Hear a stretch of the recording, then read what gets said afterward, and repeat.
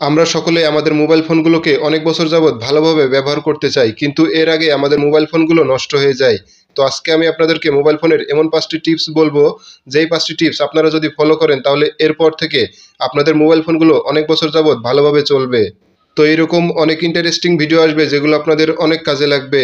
এজন্য অবশ্যই আমাদের পেজটিকে ফলো এবং চ্যানেলটিকে সাবস্ক্রাইব করে পাশেই থাকবেন। তো চলুন শুরু করা যাক। নাম্বার 1, সবসময় আপনাদের মোবাইলের অরিজিনাল চার্জার দিয়ে চার্জ দিবেন। কোনো সময় অন্য মোবাইলের চার্জার বা কোনো ডুপ্লিকেট চার্জার দিয়ে চার্জ দিবেন না।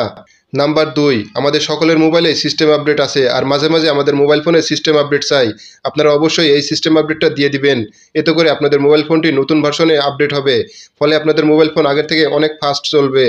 নাম্বার 3, আমাদের মোবাইলে আমরা বিভিন্ন ধরনের অ্যাপ্লিকেশন ইউজ করি, ফলে আমাদের মোবাইলের ফোন মেমোরি দ্রুত লোড হয়ে যায়, আর এজন্য আমাদের মোবাইল ফোনগুলো স্লো হয়ে যায় বা হ্যাং করে।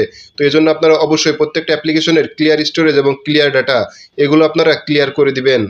নাম্বার 4, আপনাদের মোবাইল ফোনে কোনো ক্ষতিকারক অ্যাপ আছে কিনা আপনারা প্লে স্টোরের মাধ্যমে স্ক্যান করে খুঁজে বের করবেন, এবং যদি কোনো ক্ষতিকারক অ্যাপস থাকে তাহলে সেই অ্যাপ্লিকেশনগুলোকে দ্রুত আপনাদের মোবাইল ফোন থেকে আনইনস্টল করে দিবেন।